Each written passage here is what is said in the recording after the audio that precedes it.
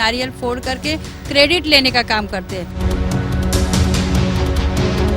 इंसान के हर कर्मों का रिजल्ट 5 साल के बाद आता है।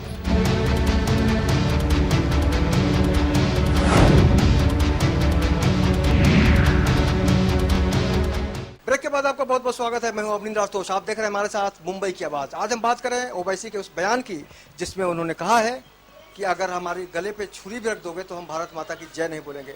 उसी संदर्भ में हम लोगों की जो प्रतिक्रियाएं हैं वो लेकर आप तक पहुंचा रहे हैं। अनिल जी हैं जो लगातार सामाजिक कार्यों से जुड़े हुए हैं, इनसे जानते हैं आपने ओवैसी के बयान को किस तरह से लिया है। बिल्कुल गैर जिम्मेदाराना बयान है ये, क्योंकि अपनी मातृभाषा और मातृभूमि का उन्होंने अपमान किया है इस तरह से बोल करके। क्योंकि भारत माता की जय नहीं बोलूँगा, तलवार का चाकू रख दो, ये बहुत ही गैर जिम्मेदाराना है। क्योंकि भारत भूमि अपनी मातृभूमि है, यानी आप राष्ट्रद्रोही एक तरह से साबित हो रहे हैं इस बोलने से। अगर हम भारतीय जनता पार्टी के नेताओं की बात करें तो कुछ नेता हैं, एक नेता ने तो कहा कि गोली मार देनी चाहिए, दूसरे नेता हैं उन्होंने कहा पाकिस्तान चले जाना चाहिए।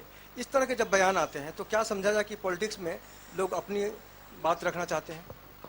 बिल्कुल, लोग तो करेंगे ही। अभी जो भी पॉलिटिशियन है तो उनके कुछ बयान अगर उन्होंने गलत दिया है तो उसका प्रतिक्रिया तो इस तरह से आएगी ही, स्वाभाविक है। हर कोई अपनी अपनी रोटी सेकेगा इसमें। लेकिन हम भी ये जानना चाहेंगे कि आखिर उनकी मातृभूमि अगर ये नहीं है और वो भारत माता की जय नहीं बोल सकते हैं तो कहाँ रहेंगे वो? उनकी इच्छा क्या है? मीडिया को भी चाहिए कि उनसे वो जाने कि उनकी मातृभूमि नहीं है तो क्या कहाँ उनकी मातृभूमि है। इस तरह के जब बयान आते हैं तो क्या आपको लगता है कि वाकई आज की जो पीढ़ी है जो पॉलिटिक्स में जाना चाहती है वो कुछ अजीबोगरीब संस्कार ले ले? बिल्कुल, इसका परिणाम आपने देखा जो जेएनयू में हुआ।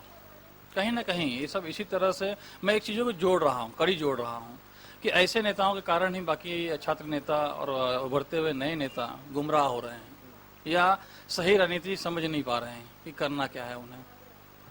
इस देश में राहुल गांधी किस तरह से राजनीति करते हैं आपको पता ही है। एक राहुल यहाँ पे भी बैठे हैं, युवा हैं। राहुल जी, आप किस तरह से देखते हैं इस तरह के जब बयान आते हैं? पहली बात तो ओवैसी साहब का जो बयान है वो अपने आप में ही एक बेईमानी है। खुद के साथ में, उनके समाज के साथ में बेईमानी है नहीं, पता नहीं है, लेकिन खुद के साथ में कि मैं भारत माता की जय नहीं कहूँगा, चाहे मेरे गर्दन पे छुरी क्यों न रख दे। वो भी इस बात से स्टार्ट होती है कि मैं भारत माता की जय बोल के एक बार नहीं, 2 बार नहीं, 10 बार भारत माता की जय बोलने के बाद वो कहते हैं कि मैं भारत माता की जय नहीं कहूँगा। ये खुद में एक बेईमानी है उनके लिए। वो कहते हैं कि संविधान ने लिख के नहीं दिया है हमें। संविधान ने तो बहुत सारी चीजें नहीं दी है सर। संविधान तो अपने संविधान ने ये भी नहीं दिया कि भाई ये जो माँ हमको पैदा करती है वो उसकी आप इज्जत करें। भारत हमारी मातृभूमि है। भारत माता की अगर हम इज्जत नहीं करेंगे, भारत भूमि में रहते हैं उसकी इज्जत नहीं करेंगे तो किसकी इज्जत करेंगे? पाकिस्तान की इज्जत करेंगे या बांग्लादेश की इज्जत करेंगे? इनसे पूछना चाहिए कि ये किस मातृभूमि की इज्जत करेंगे? जिस देश में पैदा हुए, जहाँ रहते हैं, जहाँ इनको इतना मान सम्मान मिला, जिस देश में ये सांसद बने बैठे हैं, उस देश की भारत भूमि को नहीं अगर ये रिस्पेक्ट करेंगे तो कहाँ जाएंगे? ऐसे नेताओं के साथ किस तरह का व्यवहार करना चाहिए? ऐसे नेताओं के साथ सर हम लोग यूथ हैं और यूथ थोड़ा तेज तर्राक होते हैं। ऐसे नेताओं को तो सीधा इनके हाथ में वीजा थमाना चाहिए, पासपोर्ट थमाना चाहिए और इनको बॉर्डर के उस पार छोड़ के आ जाना चाहिए। इनको इस पर इनके लिए एंट्री बैन कर देनी चाहिए ऐसे नेताओं के साथ। बॉर्डर का मतलब तो पाकिस्तान लग रहा है। बिल्कुल सही, बॉर्डर का मतलब पाकिस्तान, क्योंकि पाकिस्तान ही इनके माई बाप हैं, ऐसा मुझे लगता है। क्योंकि अगर भारत का जयकार नहीं कर सकते तो पाकिस्तान और ऐसे जो भारत विरोधी लोग हैं, जो भारत भूमि में रह के भारत के खिलाफ काम करते हैं, ऐसे लोगों को बिल्कुल पाकिस्तान भेज देना चाहिए। अनिल जी, कुछ लोग ऐसा भी कह रहे हैं कि 5 राज्यों में चुनाव होने वाले हैं, इसलिए ओवैसी साहब मुंह फाड़ रहे हैं। लेकिन बिना मतलब की बातें कर करके चुनाव में क्या मिलेगा उन्हें? लोगों की भावनाओं की इस तरह से नहीं खेलना चाहिए। नेता हैं वो, भले ही जितने भी बड़े नेता हों, चाहे अपनी गली के, जैसे जावेद अख्तर साहब ने कहा है, तो भी वो एक नेता है। उन्हें ऐसी भाषाएं शोभा नहीं देती हैं। इससे समाज टूटेगा, जुड़ेगा नहीं और इनका कोई फायदा नहीं होगा। विरोध से फिल्में चलती हैं, राजनीति नहीं चलती। विरोध से फिल्में चलती हैं, राजनीति नहीं चलती। फिल्मों के जाने माने बहुत ही अनुभवी जौहरी साहब हैं, इनसे जानने की कोशिश करते हैं कि वाकई अभी जो बात अनिल जी ने कही कितना सही है। सर, आप किस तरह से इस बयान को लेते हैं? देखिए साहब, बयान तो ये है कि आदमी अपने दिल से बयान देता है और ये दोनों साहब ने जो भी कहा ये बहुत अपने दिल से कहा। और जब दिल रोता है इंसान का तो उसकी भाषा जो है इतनी अजीब हो जाती है कि वो आंखों में दिखती है। मैं काफ़ी देर से अपने सामने देख रहा था अनिल भाई को, और साथ में जो बैठे हुए हैं इनकी आंखों में नमी थी।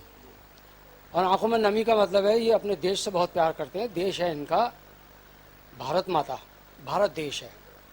मैं सिर्फ इतनी, मैं एक राइटर भी हूँ, मैंने फिल्म भी लिखी है, डायरेक्शन भी किया है। मेरी फिल्म के अंदर धर्मेंद्र है, रवि किशन है, शक्ति कपूर है, मोहन जोशी है। वो फिल्म जो है शक्ति, नारी शक्ति के ऊपर है, उसका नाम है हम अंगारे हैं, वो रिलीज होने वाली है। तो मैं सिर्फ ये पूरे सबसे यही कहना चाहता हूँ। जौहरी साहब, आपकी फिल्मों में तो विलेन भी तो इस तरह की भाषा नहीं बात करता। नहीं साहब, हमारे यहाँ के जो विलन है ना, उसी पे मैं आता हूँ। ये जो धरती माँ है हमें अन्न देती है, और ये जो अन्न है सबके सामने ऊपर उगता है खेतों में, उसी को हम काटते हैं, उसी को हम खाते हैं, और वही बच्चों को खिलाते हैं। चाहे वो मुसलमान हो, चाहे हिंदू हो, क्रिश्चियन हो, सिख हो, तो वो जो माँ है वो धरती है। तो हम उस धरती माँ को क्यों भूल जाते हैं कि ये माँ है जो हमें सबको पाल रही है। और इस धरती पे हमारे धर्म अलग अलग हैं, लेकिन माँ एक ही है, और उसका नाम है भारत माँ। ये कोई भी आदमी गलत नहीं कह सकता। अगर इस चीज़ को कोई गलत कह दे तो भाई हमसे दो जो है शब्दों के आचार विचार कर ले, हम उसके लिए तैयार हैं। जौहरी साहब, इससे कितनी गंदगी और पसरती है जब इस तरह के बयान आते हैं? आपको लगता है कि पॉलिटिकल माहौल जो भी है उसमें कहीं ना कहीं से ये प्रदूषण का काम करता है? देखिए साहब, बहुत से लोग कहते हैं कि प्रदूषण फैल रहा है, मास्क बांध लिया, स्कूटर से चल दिए, तो ये प्रदूषण जो है कुछ भी नहीं है। इससे तो, इस प्रदूषण को तो चलो डॉक्टर एक इंजेक्शन लगा के जो है इस प्रदूषण को ठीक कर देगा, बच्चे को ठीक कर देगा, खांसी की दवाई दे देगा। लेकिन ये जो प्रदूषण इतना गंदा इन लोगों ने फैला दिया है कि आदमी अपने जब घर में जाता है तो शाम के बाद इसी विषय पर चर्चा होता है कि ये लोग भारत में रहते हैं तो भारत के गुणगान क्यों नहीं करते, दूसरे देशों के क्यों गुणगान करते हैं ये लोग। हम तो एक ही बात कहते हैं कि अगर हम बच्चों के सामने उल्टी सीधी कहानी सुनाएंगे तो हमारे बच्चे ही एक दिन हमारा गला घोट देंगे, चाहे वो हिंदू के बच्चे हों, चाहे मुसलमान के बच्चे हों, चाहे क्रिश्चियन के, चाहे सिख के। इसलिए अपने बच्चों को दिमाग में रखते हुए ये बात करें कि हमारी फैमिली में, हमारे परिवार में जो वो बच्चे हैं वो किस तरीके से पल के बड़े होंगे, और वो कितने खूंखार बन जाएंगे, और कितना लव करने, प्यार करने वाले बनेंगे, ये आपके हाथ में है। अगर आप ओवैसी हैं या आप कोई और भी हैं, चाहे हिंदू हैं, मुसलमान हैं, सिख हैं, ईसाई है, लेकिन कड़वी भाषा में बात करेंगे तो आप ये समझ लिए कड़वी भाषा आप अपने बच्चों को सिखा रहे हैं, जो बच्चे बड़े होके उसी कड़वाहट को जो है संसार में उगलेंगे। बस यही है मेरा कहना। अब एक और सवाल, युवाओं को क्या कहना चाहेंगे जो माहौल, जो पॉलिटिक्स में करियर बनाना चाहते हैं? देखिए साहब, पॉलिटिक्स के अंदर जो है युवाओं का आना बहुत ज़रूरी है। इस वक्त युवाओं का आना इसलिए ज़रूरी है कि आधुनिक चीज़ें जो है हमारे देश में आ रही हैं, उन आधुनिक चीज़ों पे कैसे काम किया जाए, इन बच्चों को आना चाहिए। और ये बच्चे तभी सीखेंगे उन चीज़ों को जब इनके अंदर डिसिप्लिन होगा, और डिसिप्लिन तभी होगा जब ये धर्म की बातें ना करके एक देश को उत्थान की तरफ ले जाएं। अगर ये धर्म की बातों में उलझ गए तो ये बच्चे जो है जीवन में क्या करेंगे, यही मतलब एक सबसे बड़ी बात है। देखिए, हम फिल्म बनाते हैं, फिल्म के अंदर हम राम भी रखते हैं, रावण भी रखते हैं। एक छोटा सा उदाहरण देता हूँ। एक आदमी ने एक चाकू अपनी जेब से निकाला और एक आदमी के हाथ में दे दिया, उसने 2-3 आदमियों का खून कर दिया। फिर वो उस चाकू उसने लेके एक महिला के हाथ में थमाया।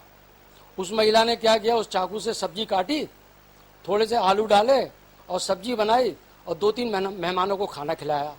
तो ये चाकू की गलती नहीं है, वो चाकू किसके हाथ में था, गलती चाकू पकड़ने वाले की है। तो एक महिला ने खाना खिलाया उस चाकू से काट के, और एक आदमी ने उस चाकू का इस्तेमाल किया किसी को मारने के। तो यही बात है, बस यही संसार है। दुख तो होता ही होगा। दुख तो बहुत होता है। अब क्या है कि हम तो बच्चों से यही कहेंगे कि अब सबसे पहले अपने परिवार में अपने माँ बाप का जो कहना मानो, और वो कहना ये मानो कि जो उनके अनुभव हैं, देखिए मैं आपको बताता हूँ, अगर बच्चे थोड़ा सा ये समझ जाएंगे ना तो बहुत बढ़िया काम होगा। जैसे उनके माँ बापों ने अपने 40 साल ठोकर खाने में, किसी चीज़ को सीखने में अपने 40 साल लगा दिए, और वो अपने बच्चों को कुछ सिखाना चाहते हैं। अगर वही माँ बाप से, अपने परिवार से उसने अगर वो सीख लिया तो उसके कम से कम 30 साल तो बच जाएंगे। जो उसके मदर फादर ने 30 साल अपने गंवा दिए ठोकरे खाने में, किसी चीज़ को सीखने में, किसी को पहचानने में, तो कम से कम अगर वो 10 साल का बच्चा है तो अपने माँ बाप का, अपने परिवार का कहना मानकर वो 30 साल बहुत आराम से बचा सकता है। तो ये बचत बहुत ज़रूरी है। बचत बहुत ज़रूरी है, बहुत ही अहम बात कर रहे हैं जौहरी साहब। लेकिन सबसे बड़ा सच है कि अनुभव अगर आपके पास है तो आप कह सकते हैं कि वाकई आपकी सोच में एक परिपक्वता देखी जा सकती है। बेदी साहब बहुत ही अनुभवी हमारे साथ हैं। बेदी साहब, जब इस तरह की भाषा सुनते हैं आप पॉलिटिक्स में तो क्या गुजरती है आपके दिल पर, क्योंकि आपने बहुत सारे नेताओं को देखा होगा। जी, निंदनीय है, अपमानजनक है। ओबीसी साहब को इस तरह की भाषा का इस्तेमाल नहीं करना चाहिए, क्योंकि हमें ऐसा लगता है उन्होंने यह बोलकर कि मैं भारत माता की जय नहीं बोलूँगा, उन्होंने भारत माता का अपमान नहीं किया, बल्कि उन्होंने अपनी माँ का अपमान किया है। क्योंकि वो माँ जिसने उनको जन्म दिया, उस माँ को इसी धरती ने जो अन्न पैदा करके खिलाया, उसी से उनका जन्म हुआ। इसलिए उनको ऐसी भाषा का इस्तेमाल नहीं करना चाहिए। अगर जरा सी भी शर्म आती है तो उनको इस बात का खेद घोषित करना चाहिए कि मेरे से गलती हुई है, क्षमा करें। ये मेरा सोचना है। लेकिन आपको नहीं लगता कि कुछ नेताओं की मजबूरी बन गई है, क्योंकि विवादों में रहना ही फैशन सा हो गया उनके लिए? देखिए, ये उनकी वोट बैंक है, वो सिर्फ अपना मतलब सीधा करते हैं, उनको जनता से कोई मतलब नहीं। सिर्फ उनको ये है कि उनके वोट उनके हाथ में आ गए। फिर यदि एक गरीब आदमी भी ये सोचकर उनके सामने जाता है कि मेरी ये तकलीफ दूर करे, तो वो कोई ना कोई बहाना बना के टाल देते हैं, क्योंकि वो सिर्फ उनको इतनी लालच रहती है कि मुझे सिर्फ अपना वोट बैंक बचाना है, इसीलिए वो लोग करते हैं। ऐसा नहीं करना चाहिए। हमारा एक देश बहुत अच्छा देश है, हर धर्म का इज्जत करता है, उनको भी इज्जत करनी चाहिए। ये राज ठाकरे जैसे लोग हैं, ओवैसी जैसे लोग हैं, उससे लोकतंत्र को कितना खतरा है, ये महसूस करते हैं कभी आप? जी देखिए, ये तो उनकी भाषा के ऊपर है। उनको इस तरह की भाषा का इस्तेमाल नहीं करना चाहिए, क्योंकि उनको तकलीफ हो। आज उन्होंने जो भी मन में आया बोल दिया, लेकिन उन्होंने ये नहीं सोचा कि हमारे देश के, हमारी जनता के ऊपर इस बात का कितना दुख होगा। इस बात की उनको भावना समझना चाहिए। अगर जनता की भावना नहीं समझेंगे तो उन नेताओं की भावना को जनता क्या समझेगी। अच्छा बेदी साहब, एक चीज़ और देखा है कि राजनीति में बहुत सारे अनुभवी लोग हैं, लेकिन उनको जिस तरह से रिएक्ट करना चाहिए उसकी भी कमी महसूस होती है। जी देखिए, ये उनकी मजबूरी है। आज अगर हम कोई भी अच्छे काम के लिए आगे बढ़ते हैं तो हमारे पैर खींचने के लिए दूसरे विरोधी लोग खड़े हो जाते हैं, वो उनको आगे काम ही नहीं करने देते।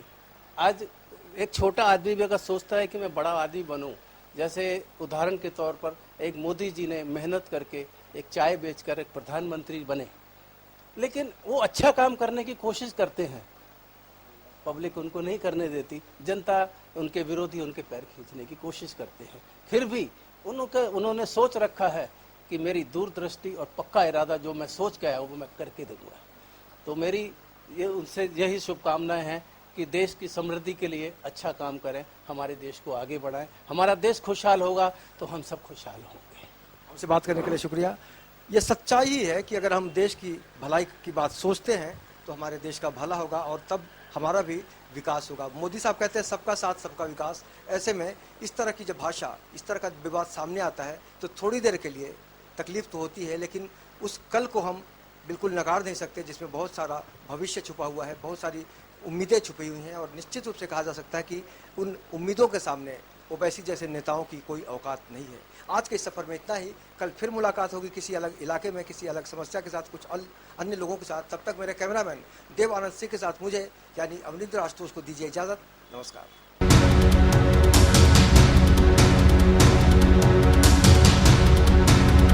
नारियल फोड़ करके क्रेडिट लेने का काम करते हैं। इंसान के हर कर्मों का रिजल्ट 5 साल के बाद आता है।